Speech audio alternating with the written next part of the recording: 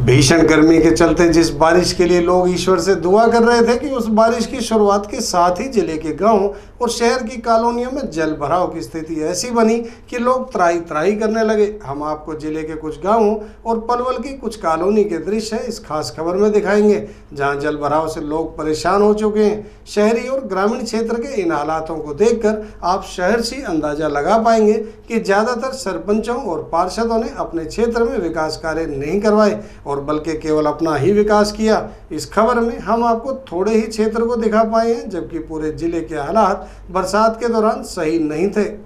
सबसे पहले हम दिखाते हैं आपको अभिनंदन लेन का दृश्य, जहां सड़क पर पानी इस कदर भरा हुआ है कि मानो जैसे एक नदी का रूप ले लिया हो, जो आसानी से यहाँ नाव भी चलाई जा सकती है। इस पानी में 2 पहिया ही नहीं बल्कि 4 पहिया यानी कार का भी यहाँ से निकलना मुश्किल हो गया। कुछ वाहन तो पानी में ही डूबे दिखाई दिए। हालांकि बाद में पार्षद संजय छाबड़ा और नगर परिषद कर्मचारियों के प्रयास से इस पानी को निकाल भी दिया गया।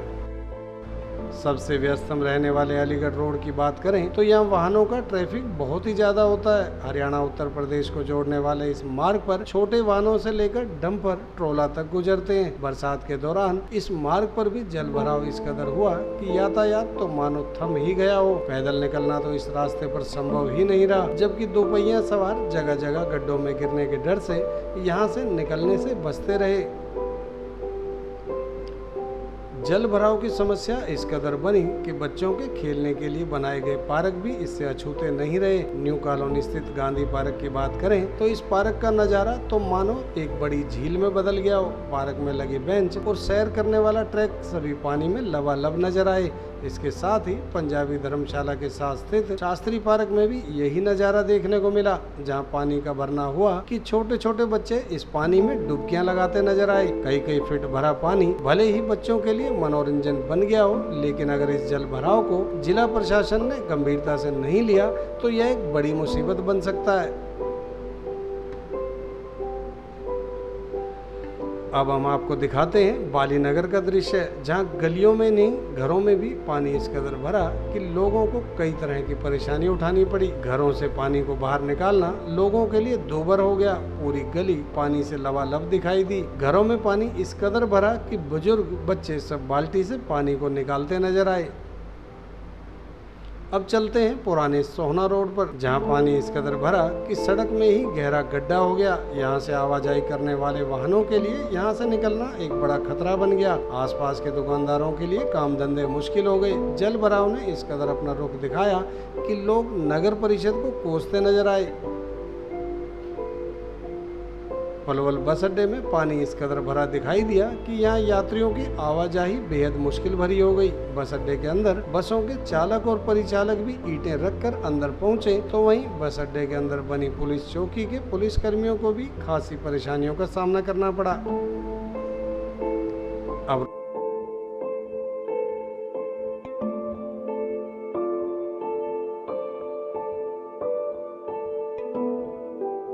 रुक करते हैं ग्रामीण क्षेत्र का, तो गांव भगोला में बरसात के साथ इस कदर जल भराव हुआ कि बरसात के रुकने के घंटों बाद भी यहां से पानी नहीं निकल पाया। यहां की कुआं कॉलोनी में गली गली पानी से भरी दिखाई दी। पानी में लोगों को निकलने में कई तरह की परेशानी हुई। गाँव के रहने वाले चंदन प्रजापति ने बताया कि लगातार पिछले 3 दिनों से गलियों में पानी भरा है। यहाँ से निकलना बेहद मुश्किल हो रहा है। घरों तक में पानी भर चुका है।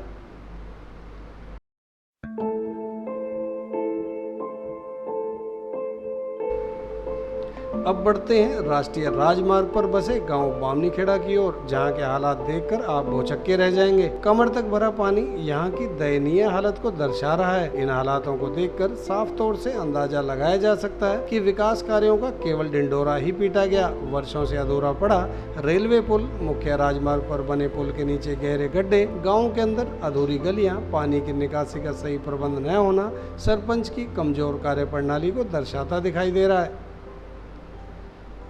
अब बात करते हैं गांव जनोली की। यहाँ भी बरसात का तांडव देखने को मिला। न केवल गलियां पानी से गुलजार हुई, बल्कि सैकड़ों एकड़ खेतों में भी पानी भर गया। ग्रामीणों ने बताया कि जल भराव से खेतों में लगी बाजरे और धान की फसल में भी उन्हें बड़ा नुकसान हुआ। किसानों का कहना है पिछले वर्ष की बारिश में भी उन्हें काफी नुकसान उठाना पड़ा था। अब हम दिखाते हैं आपको गांव छज्जू नगर का दृश्य, जहां बरसात से गलियों में इस तरह से कीचड़ बना कि वहां से निकलने वाले लोगों को किस कदर परेशानी का सामना करना पड़ रहा है। इसका आप तस्वीरों से साफ तौर पर अंदाजा लगा सकते हैं। तस्वीर से यह शहर सी अंदाजा लग रहा है कि गाँव में किस तरह के विकास कार्य किए गए। यह कार्य कागजों में हुए या गाँव की गलियों में, यह तो बरसात में ही खुलकर सामने आ गया है। इन हालातों को देखकर ग्रामीणों को चाहिए कि वह किसी शिक्षित और बेहतर सरपंच को आगामी योजना के लिए चुने। हालांकि इस गांव से सरपंचों की दौड़ में कई लोग शामिल हैं, लेकिन उसमें मुख्य तौर पर धर्मवीर चौहान का नाम भी उभर कर आ रहा है। इसी प्रकार गांव अलावलपुर में बारिश के बाद जल भराव इस कदर हुआ कि लोगों के घरों में पानी घुस गया। गांव के रहने वाले पंकज ने बताया कि घर में छोटे छोटे बच्चे भी बाल्टियों से पानी को बाहर फेंकने में जुटे हैं। उन्होंने बताया कि जल भराव के चलते आवाजाही ही बड़ी मुश्किल हो चुकी है। अब दिखाई दे रही है तस्वीरें गांव बड़ोली की हैं, जहां भारी बारिश के चलते गांव की गलियां पानी से लबालब हैं, जिसमें लोगों को एक जगह से दूसरी जगह जाने के लिए जल भराव की बड़ी समस्या का सामना करना पड़ रहा है। जल भराव होने के चलते लोगों को अपने काम धंधों पर जाने के लिए पानी में से ही निकलना पड़ रहा है। अब इन सारे हालातों को देखकर शहर से अंदाजा लगाया जा सकता है कि ज़्यादातर सरपंचों और पार्षदों ने गांवों और कॉलोनियों के विकास की बजाय केवल अपना ही विकास किया।